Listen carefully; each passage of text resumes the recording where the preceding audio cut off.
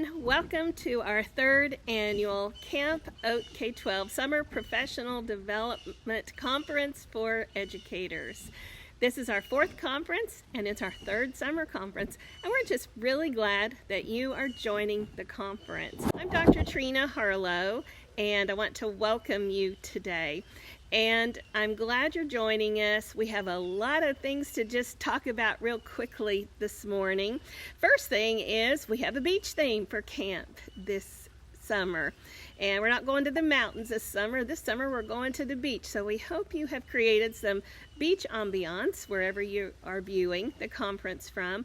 We'd love to see you share some photos of that ambiance or a photo of yourself, even if you don't have the beach ambiance. We'd love to see you take a snapshot of where you are viewing the conference from and share it as a comment or a post on the Facebook page today. And before we get started, I have a few details to share with you, but I want to help you sit back and relax and settle by watching this video that I took at Port Aransas a couple weeks ago when I was there on vacation with my grandkids and kids and husband. And I just went for an early morning walk one morning out on the beach just to relax and clear my tired teacher's head at the end of the school year. And I took a video walking on the beach that morning. It was so peaceful and serene early in the morning as the sun was coming up, and I want to share that with you now.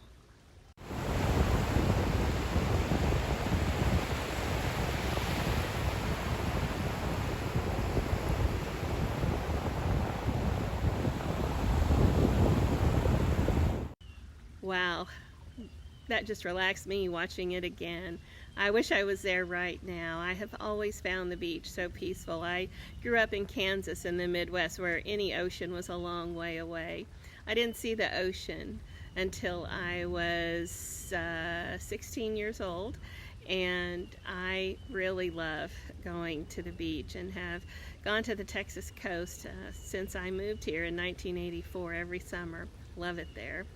And right now I'm showing you, as I talk, I'm also showing you some photos I took or others took of our beach vacation with our kids and grandkids, just to kind of help us get that beach vibe going and think about just relaxing and soaking up what will help us in this conference. We each come to this conference with different needs. We just have a really full lineup today that we're very excited for you to get to participate in and glean and take away what you need in your place where you teach. So I mentioned some housekeeping. Let's go over a little housekeeping at the moment. The first thing I want to discuss with you is how to view the conference. Now, you'll find these directions in every Facebook post of every session made on July 6th on the Facebook page. You'll also find these directions on our website, onlineartteachers.com. On the home page, if you scroll down towards the bottom, you'll see a link that says click here for conference information. But if you look in the menu bar up at the top of the website, you'll see you can click on Camp OATK12, and then you'll see Camp OATK12 2022. So we've got the information easy for you to find in many places. But I just want to very briefly explain to you that today's sessions are mock live on the Facebook group, and the way we're doing mock live is we will show every presenter's pre-recorded video at their scheduled time from our schedule that you all have, and the presenters will be viewing the Facebook post during their scheduled time. And if you write questions or any kind of comment, share information in the comment bar of their Facebook post for their session, they'll be watching that and they'll reply and answer you, and some of them will probably share some other resources with you in the comments on their post. If you're viewing from the website, you can't interact at all with the presenters. To do that, you have to be on the Facebook page. Now, I think by now many of you understand this process since it's our third summer to do it in our fourth conference. But let me explain. If you want to view the session and interact and comment and ask questions of the presenter, you have to do one of two things. If you know how to open 2 complete internet windows on your computer, do that. You can view from one window and you can write your comments on the Facebook post from the other window. I'm not talking about tabs, I'm talking about windows, 2 separate windows. Or you can view from the Facebook post and have another on your computer, for example. You can view from the Facebook post on your computer, but you can have another device open, such as your cell phone or your iPad. And you can also have the Facebook post up, but not watching the video on that second device. And you can write your questions and comments there. So that's how to make the most out of today's conference. Remember that all of the sessions will be available on our website for 6 months. And the sessions will also be available indefinitely for at least 6 months on the Facebook page. So at the end of the conference, you are to complete a Google Forms survey. If you pre-registered, we emailed all of that to you. And once you complete the survey, you'll get a link to download the certificate. We're getting a few requests to ask to be editors of the certificate. We don't do it that way. Just download the certificate, print it off, and handwrite your information in it. And then if you need to supply a digital copy to your school, you can scan it and do that. So that's just a little bit about how to watch the conference today. I want to thank a few people before we get going today. I always mention our team leaders. During year 1 of Online Art Teachers K-12, our team leaders were a force to be reckoned with. We worked together all the time.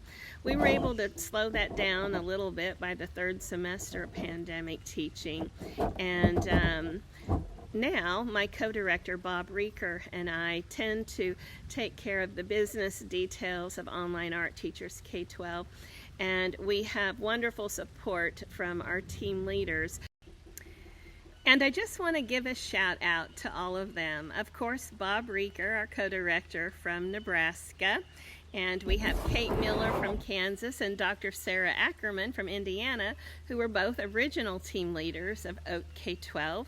We have Danny Bryant from South Carolina, Holly Bess Kincaid from Virginia, Christine Wellman, who hails from the island of Bermuda and has real beach ambiance going on today, Dr. Jane Montero from Michigan, Sasha Odom from Virginia, Ruth Pittman from North Carolina, Rob Garrett, who is from the country of Poland, John Lentine, also from Virginia, and myself.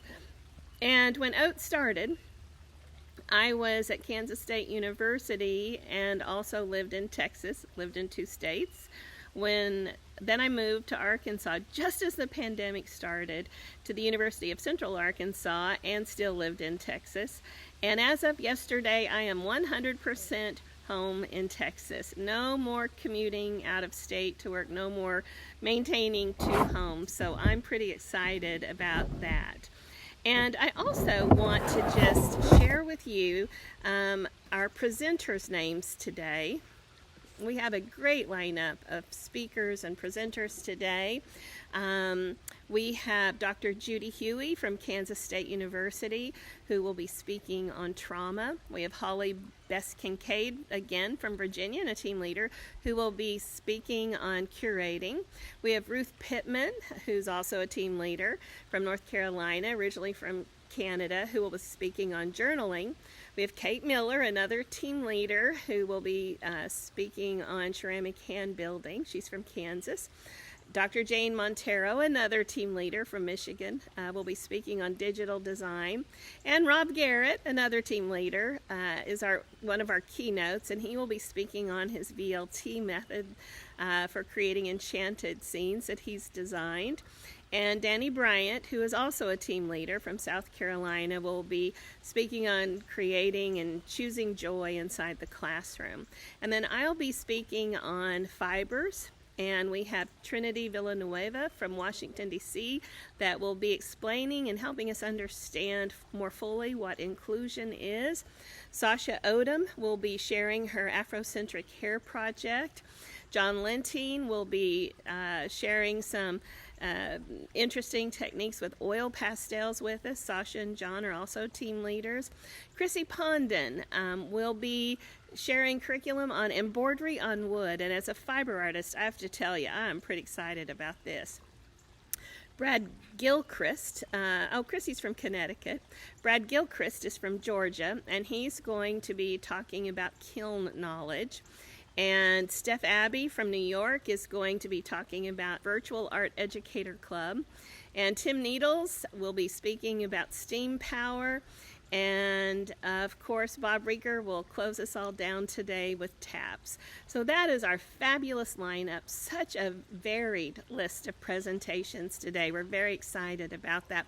We, as a K-12 group, we try to have something for everyone, but we also try to have sessions that an elementary teacher and a high school teacher could both benefit from. So we hope you enjoy today's sessions. And in conclusion, just before we get started today, you know, I'm someone who tries to smile a lot in life, and sometimes I notice I might be one of the few people smiling in a meeting or smiling on a Zoom session. It's not because I'm some overly bubbly, happy, crazy person. It's because I've been through a lot in life, and it's helped me prioritize It's helped me better prioritize what really matters and what really doesn't. And so I'm someone that chooses joy. I choose hope. I choose peace. And that's been something I have shared in this group since day one. I spoke often about hope and joy and peace. And I am someone that is a big believer that we create our own hope and joy and peace. I'm a spiritual person, and I lean on my faith a lot, and that helps sustain me as well. I've built up a lot of resiliency muscle over the years because of things that I've experienced in life or have experienced with my family. And I know that all of that helped me during the pandemic. But I saw something the other day that really stood out to me on social media as I was scrolling. I saw what I'm putting up on the screen right now for you. I saw this meme or this quote, and it says, "Be happy on purpose." And that really jumped out to me. The reason it jumped out to me is because it is something I choose to do on a daily basis. It doesn't mean that every day I have is good. It doesn't mean that I don't have to deal with problems. It doesn't mean that I don't have to deal with big problems, because I have to do all of those things. But I choose to be happy on purpose. And I really liked this, and I want to share this with you today. Go outside, stretch, read a book, call a friend, meditate, write in a journal, drink water, eat good food, breathe, learn something new, express gratitude, chase the sun, dance, create magic. That quote is by Alicia Waghorn. I'm not sure who she is, but I love it. And so as we rest and relax over this summer break, for those of you that are on the 9-month school schedule and have the months of June, July, maybe part of August off, part of June off, or for those of you that are still teaching somewhere in the world and you don't have summer break from school. But as we think about relaxing right now, I think it's so important that we really choose to be happy on purpose, that we choose to smile. When we smile, research says that it releases endorphins. Just like when we walk, it releases endorphins. And all of those things help our mental health, help us be more content. And we know that we've been through a difficult 2 years. And I think in many ways, educators are just now being able to breathe a little. And I feel like we're dealing with something akin to PTSD, or maybe it is PTSD in our educators. I read that 55% of educators in a study by the National Education Association in March said that they were going to leave teaching at the end of the school year in May. Another study showed that 42% of educators reported anxiety. And so we need some time to relax and take care of ourselves and heal and focus on self-care. I'm a believer in self-care, and I don't think it's selfish to say focus on self-care. Maybe it's the wording. Some people don't like the term. I actually love the term because I know when I take care of myself, I know I'm a better mother, I'm a better wife, I'm a better friend, I'm a better teacher. And sometimes we teachers are just givers. We give and give and give and give and give and give, and we aren't refilling us. So I wanted to just begin the day with this quote: be happy on purpose. Put a smile on that face, and wherever your beach ambiance is today, or just sitting in your house or classroom or wherever you might be when you view these sessions. And as we prepare for the 2022-2023 school year, I am focusing on ways that I can make my classroom more calming. What can I do? Can I have an animal in my classroom? Can I have plants in my classroom? Can I have a water fountain in my classroom? Maybe I play calming music instead of music that gets everybody revved up. Maybe I think of calming centers in my classroom. I think I'm going to add a calming center this isn't my idea, I found it on the internet, called a poet tree. And I'm going to have a poetry corner in my room with some comfy chairs, maybe bean bags or an old sofa I can come up with or something. So that I create, even if no one uses it, they'll use it. But what I mean is, I want to create a space in my classroom that makes me happy, that calms me, that calms my students. When they walk in the room, my students have always said they just go, ah. And I want to really think about how I can do that more.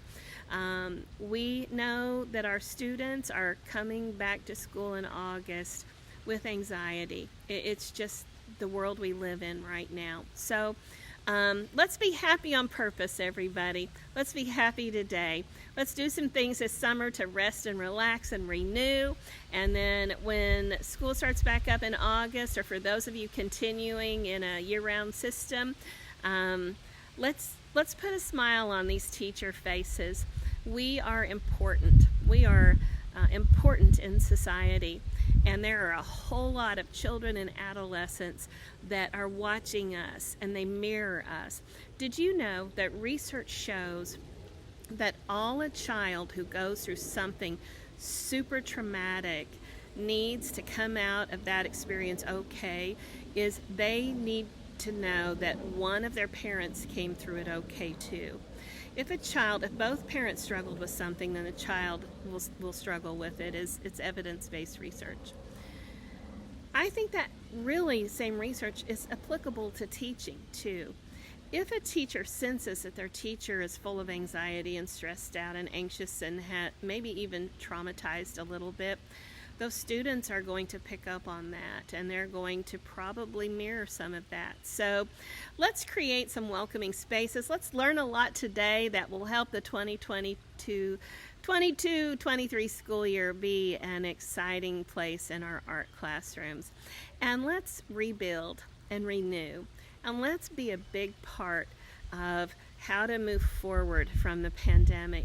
We art teachers were the creative thinkers in our schools when the pandemic began, and a whole lot of us helped our school campuses with creative thinking on how to maneuver the switch to hybrid and remote teaching. Let's be the same this fall as we hopefully begin school without pandemic protocol. So thanks for being a part of OATK12. Shout out to all the presenters, shout out to our team leaders, and shout out to you for being a part of the Camp OATK12 today.